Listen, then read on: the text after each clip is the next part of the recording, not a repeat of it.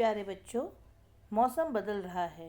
बदलते मौसम के साथ विभिन्न प्रकार के संक्रमण वाले रोग होने की संभावना होती है। इनमें मुख्य रोग हैं डेंगू और मलेरिया। सबसे पहले जानेंगे डेंगू बुखार के बारे में कि यह क्या होता है। डेंगू बुखार एक आम संचरित रोग है जिसकी मुख्य विशेषताएं हैं तीव्र बुखार, अत्यधिक शरीर दर्द तथा सिर दर्द। यह एक ऐसी बीमारी है जो काफ़ी होती है और समय समय पर इसे महामारी के रूप में भी देखा जाता है।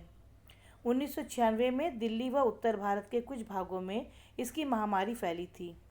वयस्कों के मुकाबले बच्चों में इस बीमारी की तीव्रता अधिक होती है। ये बीमारी यूरोप महाद्वीप को छोड़कर पूरे विश्व में होती है तथा काफ़ी लोगों को प्रभावित करती है। उदाहरण के तौर पर एक अनुमान है कि प्रति वर्ष पूरे विश्व में लगभग 2 करोड़ लोगों को डेंगू बुखार होता है। अब जानते हैं कि ये डेंगू बुखार किस कारण होता है। ये डेंगू वायरस यानी विषाणु द्वारा होता है, जिसके 4 विभिन्न प्रकार के टाइप हैं। टाइप 1, 2, 3 और 4। आम भाषा में इस बीमारी को हड्डी तोड़ बुखार भी कहा जाता है, क्योंकि इसके कारण शरीर व जोड़ों में बहुत दर्द होता है। डेंगू फैलने के कारण होते हैं। मलेरिया की तरह डेंगू बुखार भी मच्छरों के काटने से फैलता है। इन मच्छरों को एडीज मच्छर कहते हैं, जो काफ़ी ढीठ व साहसी मच्छर है और दिन में भी काटते हैं। भारत में यह रोग बरसात के मौसम में तथा उसके तुरंत बाद के महीनों में अर्थात जुलाई से अक्टूबर के महीने में ये रोग होता है। इसकी तीव्रता इन महीनों में ज़्यादा होती है। डेंगू बुखार से पीड़ित रोगी के रक्त में डेंगू वायरस काफ़ी मात्रा में होता है। जब कोई एडीज मच्छर डेंगू के किसी रोगी को काटता है तो वह उस रोगी का खून चूसता है। खून के साथ डेंगू वायरस भी मच्छर के शरीर में प्रवेश कर जाता है। मच्छर के शरीर में डेंगू वायरस कुछ और दिनों तक विकास होता है उसका, और जब डेंगू वायरस युक्त मच्छर किसी अन्य स्वस्थ व्यक्ति को काटता है तो वह डेंगू वायरस को उस व्यक्ति के शरीर में पहुंचा देता है। इस प्रकार वह व्यक्ति डेंगू वायरस से संक्रमित हो जाता है तथा कुछ दिनों के बाद उसमें डेंगू बुखार के लक्षण प्रकट हो जाते हैं। संक्रमण काल इसका होता है 3 से 5 दिनों के बीच में, और इसमें 3 से 5 दिनों के अंदर में ही डेंगू बुखार के लक्षण प्रकट होने लगते हैं, और यह संक्रमण काल 3 से 10 दिनों तक भी हो सकता है। डेंगू बुखार के लक्षण होते हैं। डेंगू बुखार के लक्षण इस बात पर निर्भर करते हैं कि डेंगू बुखार किस प्रकार का है। डेंगू बुखार 3 प्रकार के होते हैं। एक होता है साधारण डेंगू बुखार, दूसरा होता है डेंगू हेमरेज बुखार यानी कि हेमरेजिक बुखार यानी कि DHF, और dengue shock syndrome DSS। Classical यानी कि साधारण डेंगू बुखार एक स्वयं ठीक होने वाली बीमारी है तथा इससे मृत्यु नहीं होती है, लेकिन यदि DHF तथा DSS का तुरंत उपचार शुरू नहीं किया जाता है तो ये जानलेवा सिद्ध हो सकती है।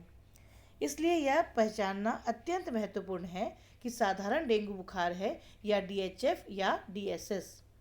निम्नलिखित लक्षणों से इन प्रकारों को पहचानने में काफ़ी सहायता होती है।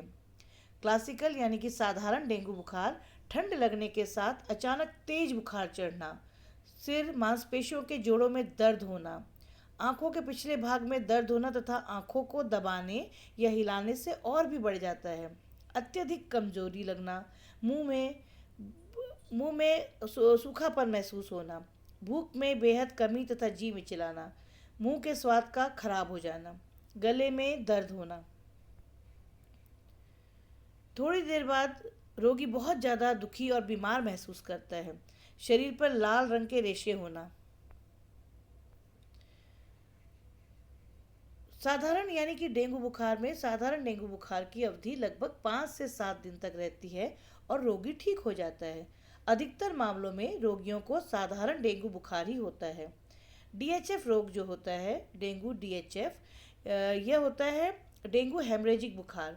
इस बुखार में बुखार के लक्षणों के साथ साथ कई प्रकार के लक्षण प्रकट होते हैं जिससे DHF होने का शक होना चाहिए। रक्तस्राव यानी हैमरेज होने के लक्षण, नाक मसूड़ों से खून जाना, शौच या उल्टी में खून जाना, त्वचा पर गहरे नीले काले रंग के छोटे या बड़े चिकत्ते पड़ जाना आदि रक्तस्राव या हैमरेज के लक्षण हैं। यदि रोगी की किसी स्वास्थ्य कर्मचारी द्वारा टोर्निको टेस्ट किया जाए तो पॉजिटिव पाया जाता है।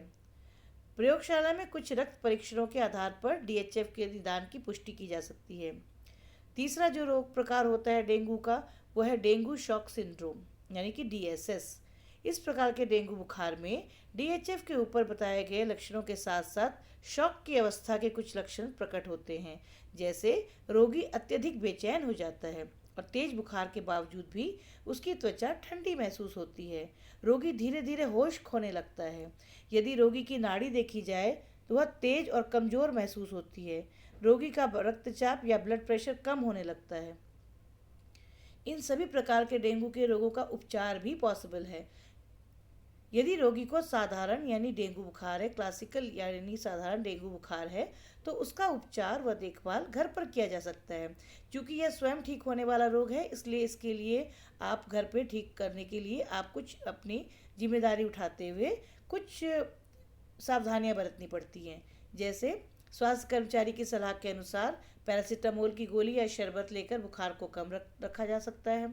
रोगी को डिस्प्रिन या एस्प्रिन कभी भी ना दें। किसी भी प्रकार के बुखार में रोगी को कभी भी डिस्प्रिन या एस्प्रिन कभी भी नहीं देना चाहिए।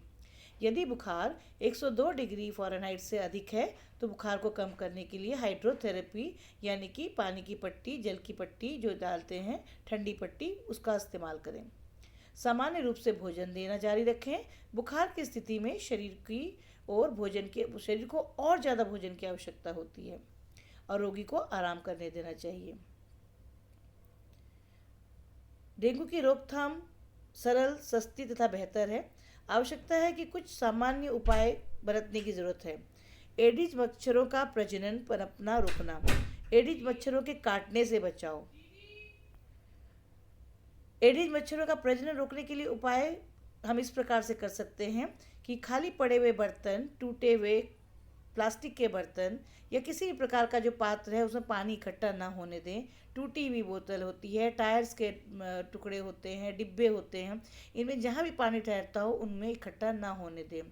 पानी की टंकियों तथा बर्तनों को सही तरीके से ढक कर रखें ताकि मच्छर उसमें प्रवेश ना कर सके और प्रजनन ना कर पाएँ। कूलर को प्रत्येक सप्ताह कूलर का पानी खाली करें और या उसके अंदर में आप केरोसिन ऑयल की कुछ बूंदें डाल सकते हैं, जिससे कि मच्छर का प्रजनन नहीं हो पाएगा। पानी के स्रोतों में आप कुछ छोटी किस्म की मछलियाँ जैसे कि गैम्बूसिया, लेबिस्टर भी डाल सकते हैं। ये मछलियाँ पानी में पनप रहे मच्छरों व उनके अंडों को खा जाती हैं। इन मछलियों को स्थानिक प्रशासनिक कार्यालयों जैसे कि बीडीओ कार्यालय से प्राप्त किया जा सकता है। मच्छरों को भगाने व मारने के लिए कीटनाशक, मच्छरनाशक क्रीम, स्प्रे, मैट्स, कॉइल्स आदि प्रयोग करें। गूगल के धुएं से मच्छर भगाना एक अच्छा देसी उपाय है। साथ ही साथ आप कपूर का धुआं भी कर सकते हो घर में, जिससे कि उसमें सात्विकता भी बनी रहती है, साथ ही मच्छर पनप नहीं पाते हैं। पूरे बाजू के कपड़े पहनाने चाहिए बच्चों को ताकि इसका खतरा टाला जा सके।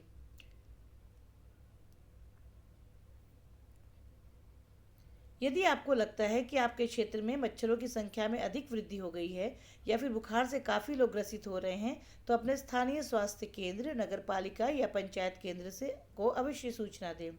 ये भी याद रखने योग्य बात है कि एडीज मच्छर दिन में भी काट सकते हैं, इसलिए इनके काटने से बचाव के लिए दिन में भी आवश्यक सावधानी बरतें। यदि किसी कारणवश दरवाजे या खिड़कियों पर जाली लगाना संभव नहीं है, तो प्रतिदिन पूरे घर में पायथ्रीत्रम कोल का छिड़काव करें। डेंगू मच्छर सर्वाधिक रूप से जुलाई से अक्टूबर माह के बीच की अवधि में होता है, क्योंकि इस मौसम में मच्छरों के पनपने के अनुकूल परिस्थितियां होती हैं। इसलिए इस मौसम में हर सावधानी बरतनी चाहिए, परंतु मौसम के बदलने के अनुसार ये आपकी अवधि बढ़ भी सकती है, इसीलिए सावधानी हमेशा ही बरतनी चाहिए।